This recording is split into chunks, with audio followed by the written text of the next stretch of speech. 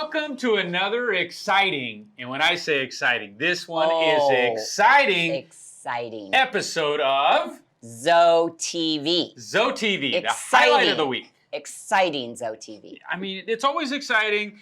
This special guest, I mean, we are on a roll. We're on what they call a heater, Kay. Yeah, heater. Yes. It's one good guest, the next good guest. I mean, we are, next week, no pressure, but we are like at 8 in a row. Yeah, I don't know what we're going to do, but 9. We got to go for number 9. Let's do it. All right, we're going right into it because this lady has so many amazing stories of life and wisdom, little bits of wisdom. So those in the audience that are watching, we implore you to take out a notepad and a piece of paper or pencil and gather notes as we talk, because she's going to drop so much wisdom on you about life, about the afterlife, about just ways to be better. And I encourage you to write this down. Okay. I'll take mental notes. What she's going to say. Love it. And with that, we're going to introduce Beverly Schneider. Beverly. Hi. Yay. Hello. Hi, everybody. Well, okay. Let's just get right into it. Okay. Give us a few minutes on who you are, where you're from, what brought you to Glencraft. Give us a little background before we get into your life here at Glencraft. Okay. I was raised part of my life in Pasadena, California. Yay is right. Rose Parade and all that. Yeah. Marched in the field. Anyway, I'm skipping too ahead. Right. Anyway, I moved here. My insurance company got together because I had passed out 2 times, didn't even know it. First time was outside at night, got out of my daughter's car, and I was in good health. I walk slow now at 88, but that's fast I remember. I just took a step out of her car, and next thing I know, I opened my eyes, and I'm in an all-white room, and it was like a dream or a movie or something. I don't get scared. I pray to the Lord first thing.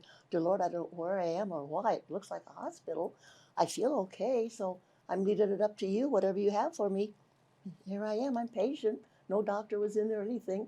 There was a big easel, and it had a black mark in the middle of it and a circle around it. I didn't know if that had anything to do with me or not. I just laying there waiting, and the doctor finally came in about 30 minutes later. He said, "Hello, do you know why you're here?" I said, "No, sir, I sure don't." It's dark. It's time for bed. I thought I'd be home right now. He says, "Well, you passed out to daughter's, get out of the car and onto the cement, and you have a concussion." Oh, wow. And I'd heard of other people having concussion just from television, but I didn't know what one was like. And right there at the end of my eyebrow, I touched it slightly because a little sting. And he said, "Well, that's where you fell. You have a concussion." I said, "Oh, I didn't know anything about concussions. I got no information on it. So I was just going to go back home the next morning, and get a release and continue with my life." But I didn't realize how weak a concussion would make you. And now, at my age, I didn't have the strength I used to or the speed. Right. But I could still get around good and keep my balance. But anyway, they released me. Now, when was this? How many years ago? This was about 2 years ago now. 2 years ago, okay. No, about a year and a half, because I've been here a year exactly. Oh, okay. Celebrated my anniversary a few days ago. I love it here. Oh, you all are so wonderful. Oh. Everything we need, even things we didn't know we need, you provide, and we get better. Oh. And that's what I tell everybody. I'm like a cheerleader for all this place. I That's wonderful. We love that. Of course, I miss my home. My grandson's there, who I raised. He and his mother moved in with me just before he was born. So I've been with him like a mother and a grandma all these years. He's 36 now. Nice. Yeah. And I miss him in my home, but this is next best home to heaven. Okay. Oh, I'm looking forward. Yes. That should be on a t-shirt. And then I was home now. Okay. I was going to be fine. I told myself, pray all the time. I love the Lord. Count my blessings all the time. Okay. Day and night. And I remind everybody, count your blessings. The Lord is so good to us. He loves us so much.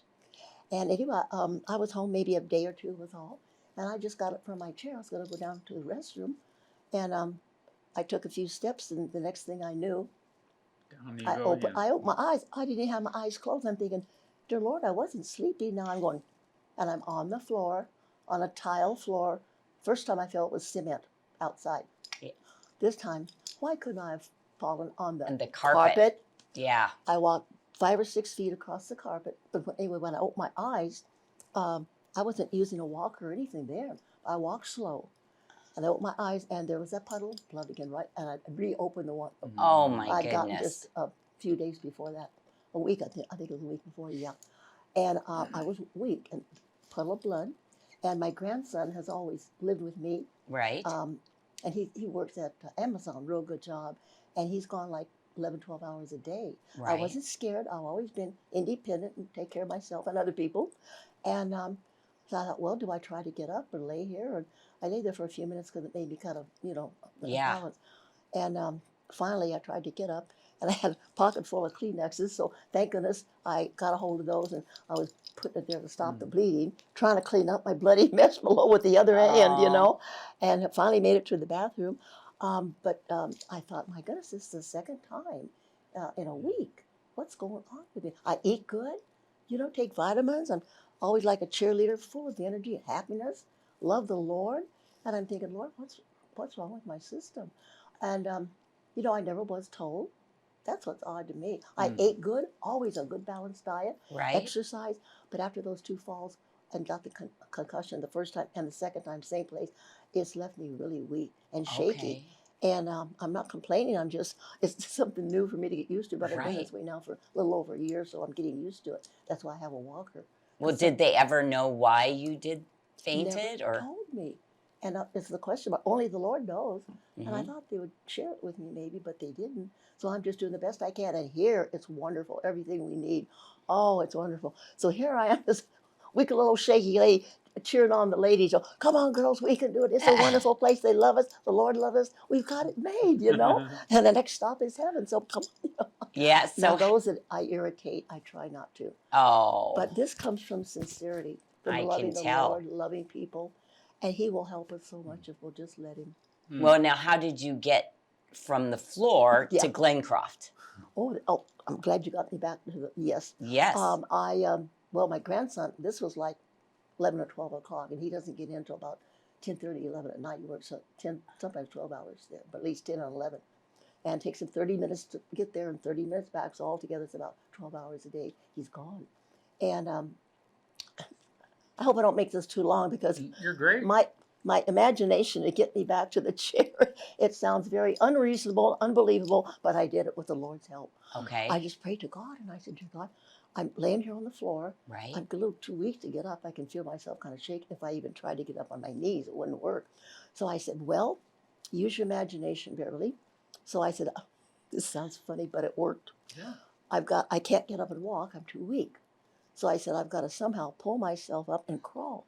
Well, I couldn't even do that. I wasn't strong enough to even crawl over so I could walk, on all Yeah. four. So I said, well, I'm going to have to roll my body backwards. And I thought, how can I do that? I was so weak. I thought, well, the bones in the elbow, bones in the heel of the foot, the feet, and you just start rolling, Beverly, and eventually you're going to get back to your chair. Good So I did job. it. And I did like, thank you. It took me 45 minutes, an hour, not an hour, I think. And I said, thank you, Lord. Without your help, I never would have done it. You just, and then you get tired and you rest for a while. Yeah. And I've got this crazy imagination. I thought if anybody was taking a movie, if they have a picture that's around the corner, and I don't know what, people aren't going to believe it. Less if they see the picture, they'll believe it. That's crazy Bev. Optimistic. Oh, I grew up so shy. Oh, so insecure, feeling like I was a nothing and all that. I'm thinking, oh my goodness, Beverly, have you outgrown all that? Come on, get that boat going. So it took me an hour and a half to get from where I was in the part of the living room, part of the family room, back to my chair. But I made it. But when I got back to my chair's about this size. And I thought, well, how am I going to get up my chair? My legs would not work. That concerned me. Yes. Like no feeling. They didn't hurt anything. They wouldn't work. Like I couldn't do that. That's why I had to use one. Yeah. It took me another hour and a half because little by little, and I wasn't getting anywhere. So I just kept praying. Dear Lord, please give me strength to get up in my chair because I thought that's going to be more comfortable in my chair than sitting here on the carpet.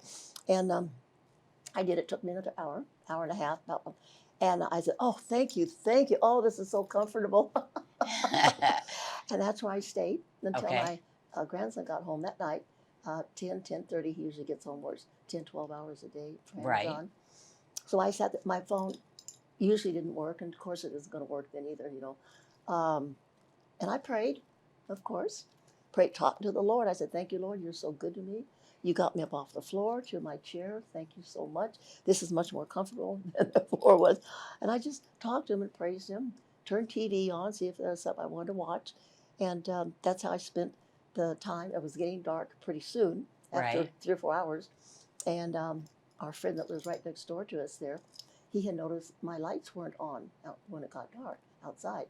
And he called my grandson at work.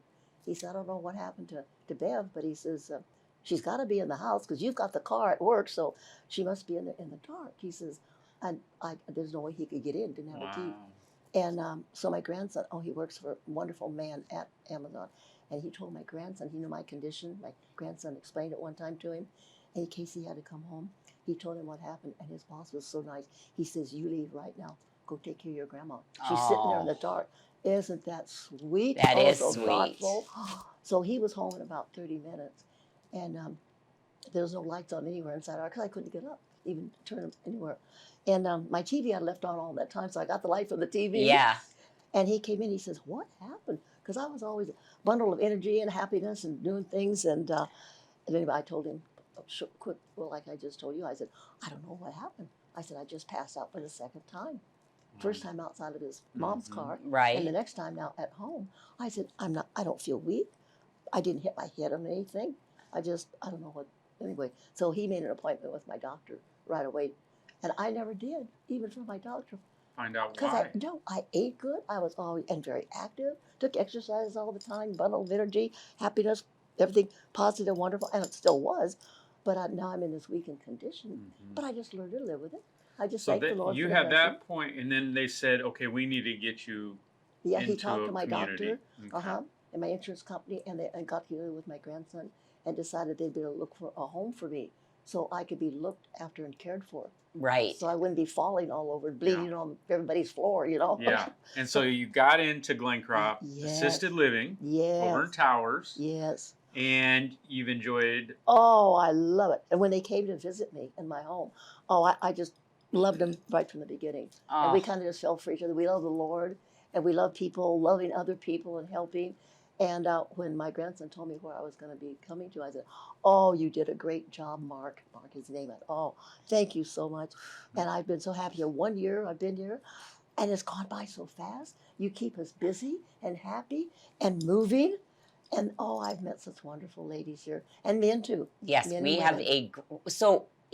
so does Mark live close? Is Yes, he I'm staying only in your house? 20 minutes from here on Okay. 28th Avenue and Bell Road. Oh, that is Isn't close. that wonderful? That's perfect. Yep. So he can come see you here. He can't. I won't say this on the screen, but he doesn't. That breaks my heart. That's just between.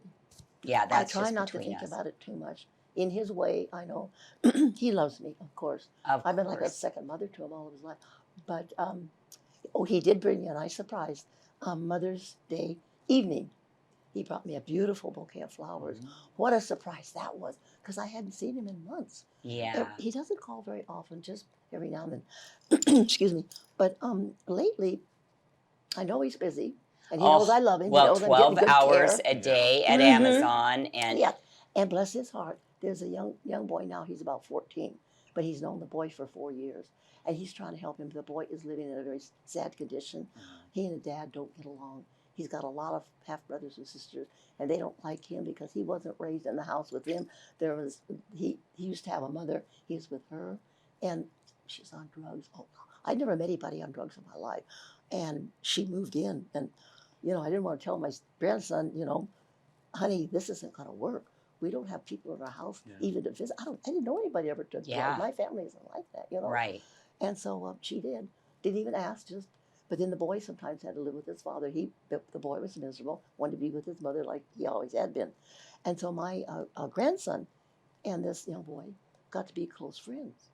And I'm glad my grandson, it opened up his heart to help somebody. Well, see, he had watched you do that. I guess so. I never thought of it that way. Oh, that's exactly what happens. Because he and his mother always, don't do so much to everybody else. And it's just in me. And my husband, when I was married, he didn't want me helping anybody. But I helped him and his family. He and his brothers and sisters, they needed help. They all needed help. You know what?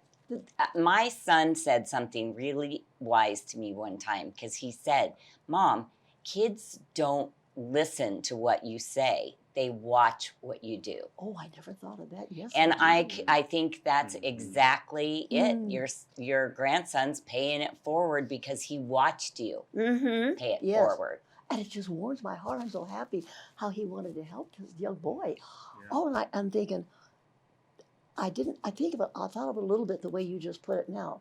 And here he and his mother had gotten after me. Well, he probably won't watch the program, and my daughter won't. But I'm like my mother. My mother always all heart. We're all people. See? And when I think about it, I think that's where I got. That I is- loved my mother. Oh, appreciated her, adored her, respected her. She's just fantastic. Well, Yep. it shows. Yep. You are That- her reflection. Isn't that something? Like I said, I just loved her and adored her and always wanted to please her, and shy and insecure I was growing up. I had this long curls. And if you tried to comb it out, it'd be frizzy fuzzy like this. And anyway, my mother knew how to control it. She'd wash my hair, divide it up into 7 sections, each for one curl, and wrap it around her finger. And then go like that and get it off. And as the curls would dry, they would stay that way. Oh. And I had like natural curly, the curls were okay, but I couldn't touch it because it would go, you know? So I had to learn how to control it, which eventually I did. But oh, my mother's just wonderful. And I got to take care of her, live in my home for years before she couldn't walk. And she just, she's a very happy person, always wanted to help people. Yes. And the night she passed away, my daughter and my grandson, we all lived together in my home. And we always had a prayer with her at night, told her we loved her, kissed her good night, and she just turned on her little left side and just pleasantly go to sleep. And the night she passed away, I just thank God. She passed away so peaceably. Oh. We went through our routine, and my daughter kept saying to me like that, we've got to change her pad like that. And I said, oh, honey, she's asking us not to move her. She wants to go to sleep. And I said, I think she's dying. She's begging us. I mean, here this woman is playing. She said, please don't move me. Please don't move me. And oh, my heart was going on my mind. And I had to get really firm with my daughter. I said, Roxanne, no. She's begging us not to move her. She wants to peacefully go to sleep. And I said, I'm sure she's dying. Let's let her go in peace and love her like we always do. And my daughter, she didn't like it too much, but she understood that. She didn't say it ever, but I know this time Mom was right. Yeah. So this time. So we just kissed my mother, as we always did, on her little cheeks. My little grandson was there, my daughter and myself all lived together. And we kissed her on her little cheeks and told her we loved her. What a great way to go. It's like in a movie. I said, oh, dear Lord, thank you, thank you. And just peaceably, she just turned her little head, always, for years, to her left. Oh, she did that night. We kissed her, told her we loved her, and turned her little head, and then passed it peaceably. Didn't gasp for breath or anything. I didn't say anything to my daughter. I didn't say, see, this is what she needed, so we gave it to her. I was just quiet. Good. Yes. Well, that was a blessing for all of you. How old was your mom when she was 86. Okay. And my sister, she passed away at 86. This is about 2 years ago now. So I told the Lord when I was 86, that was just last year. I said, I'm ready, Lord, I'm anxious to come and see you, And, but anytime you're ready. And he said, no, you've got to move to Glencroft and change some more lives. He knew all this, of course, ahead of time. I had no idea all this. Oh, my gosh. Aren't you glad you don't know what he's got in store? I agree. This is more than a dream come true. I never dreamed this big. I never dreamed this big. I said, oh, my God, I've already died, gone to heaven. Well, tell us, what does a day look like for you? Being in Towers Assisted Living, paint the picture of a day of Beverly. Well, listening to my friends, the ladies there, what they do is totally different. I love the Lord so much. I read the Bible on and off all day long. When I get going, I mean, it's like an hour, 2 hours, 3 hours. I don't count the pages. I'm worshiping with him. I'm enjoying him. So that's what I do. And I watch a Christian television. I like that. Okay. And I don't care if people laugh at me or say what a boring life you must have. I'm the happy one among all of it, the happiest, you know. I mean, it's not competition. It's just I'm thinking, oh, my heart's so happy. And my day is filled with love and with the Lord. And some women think I'm kind of a dull, boring life. But I'm the one that's cheerful, yakking all the time. I love the Lord. I love to help them in any way that I can also. Everybody's my friend. And if they're having a bad day, I try to pick them up a little bit. That's great. Remind But blessings. and now you're exercising a lot. Oh, I You're in love the that. neuropathy program with us. So you're involved in the Bible studies, which you obviously love, and Yes. you chaplain Stan, you're enjoying Oh, that. Yesterday's the first time I ever heard. Oh, I thought, wonderful, wonderful. And I thought, why didn't I hear about this sooner? Maybe I did and I didn't understand. There's a lot to learn when we first moved in here. Yeah. Oh, there is a lot to Yeah. do. And do you go to our church here on campus? I went one time when I first moved in, Okay. and I enjoyed it very much. And I watched it on television. Oh. But what I had to remind myself, I had already passed out at home and then out in the parking lot that time. That's what got me here. And I thought, Beverly, I could just pass out anytime, anywhere. There's no warning. I don't want to do that at church because I know what's going to happen. Then I'm going to open up that I know. door. But you've Okay. been doing And so good it's going about. to be blood.